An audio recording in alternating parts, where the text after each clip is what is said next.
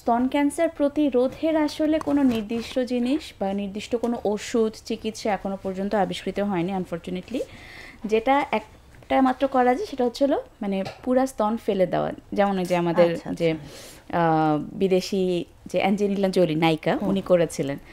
এছাড়া যেটা আমরা করতে পারি এত কোনো ভয়ঙ্কর না নিয়ে কাজ না করে, সেটা হচ্ছে যে আমরা আমাদের জীবনধারা, দৈনন্দিন জীবনধারাটা রুটিন মাফিক করতে পারি।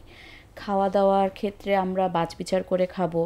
প্রসেসড ফুড যেগুলো বেশি অতিরিক্ত তেল, চর্বি, জাঙ্ক ফুড, হ্যাঁ বেশি চর্বি জাতীয় খাবার ওগুলো খাবো না। দৈনিক ব্যায়াম করতে হবে এবং সেই সাথে ওজন, হ্যাঁ অবশ্যই ওজনের দিকে খেয়াল রাখতে হবে।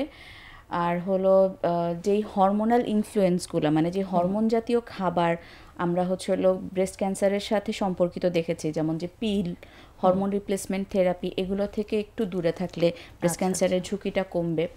এছাড়া যাদের হচ্ছে ব্রেস্ট ক্যান্সারের ফ্যামিলি হিস্ট্রি আছে, মানে যাদের পরিবারে ব্রেস্ট ক্যান্সার আছে, তাদের অবশ্যই প্রতি বছর ম্যামোগ্রাম স্ক্রিনিং করে, তাদের হচ্ছে হাই রিস্ক স্ক্রিনিং, তাদের ওটা করে করে দেখতে হবে যে নতুন কোনো চাকা হলো কিনা বা কোনো সমস্যা নতুন করে দেখা যাচ্ছে কিনা।